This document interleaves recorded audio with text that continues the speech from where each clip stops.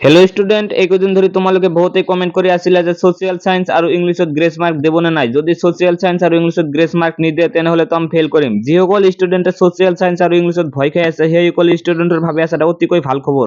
বর্তমান তোমালোকৰ মেট্রিক পরীক্ষা পার হয়ে গেছে, বহুত স্টুডেন্টের পরীক্ষা ভালো হয়েছে আর বহুত স্টুডেন্টের পরীক্ষা বেয়া হয়েছে আর বহুত স্টুডেন্টের মনত এটাই প্রশ্ন যে সিহঁতে ফেল কৰিব বুলি ভয় খাই আছে। যিসকল স্টুডেন্টৰ সোশিয়াল সায়েন্স আৰু ইংলিশ এক্সাম বেয়া হৈছে সেই সকল স্টুডেন্টক মই কৈ আছো তোমালোকৰ ভয় খাব নালাগে, তোমালোকক গ্ৰেস মাৰ্ক দি পাস কৰাই দিয়া হ'ব। আৰু যদি গ্ৰেস মাৰ্ক দিয়ে তেনেহলে কি কি সাবজেক্ট আৰু কিমান মাৰ্ক গ্ৰেস দিয়া হ'ব এই সকলোবোৰ কথা এইটো ভিডিওৰ জৰিয়তে জানিব পাৰিবা।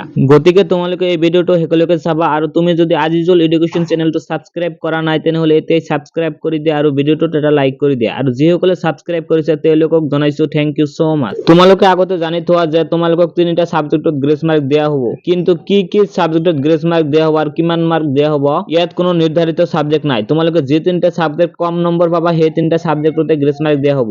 এতিয়া আহো মাৰ্কৰ ফালে। সকলোৰে মনত প্ৰশ্ন যে কিমান নম্বৰকৈ গ্ৰেস মার্ক দিব। তোমালোকক জনাই থওঁ যে তিনিটা সাবজেক্টত মুঠ 15 মার্ক গ্ৰেস মাৰ্ক দিয়া হ'ব।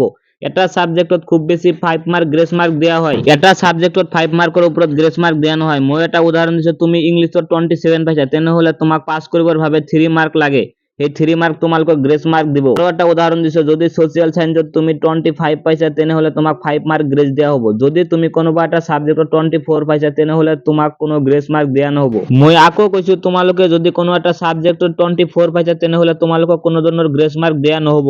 5 মাৰ্কৰ ওপৰত কোনো এটা সাবজেক্টত গ্ৰেস মাৰ্ক দিয়া নহয়। আৰু যদি কোনোবা 5 মাৰ্কৰ ওপৰত গ্ৰেস মাৰ্ক দিয়ে সেইটো বৰ্ডৰ ওপৰতহে ডিপেন্ড কৰিব। গ্ৰেস মাৰ্কটো এনেকুৱা বস্তু যে সেইটো বৰ্ডৰ ওপৰতহে ডিপেন্ড কৰে আৰু সাধাৰণতে ইলেক্টিভ সাবজেক্ট আৰু এছামিজত গ্ৰেস মাৰ্ক দিয়া নহয়। কিন্তু 2024 বৰ্ষৰ মেট্ৰিক পৰীক্ষাত বহুত স্টুডেন্টক এছামিজতো গ্ৰেস মাৰ্ক দিয়া দেখা গৈছে, কিন্তু এইবাৰ দেবনে নাই নাজানো, কিন্তু দিবও পাৰে, বৰ্ডৰ ওপৰতহে এইটো ডিপেন্ড কৰিব।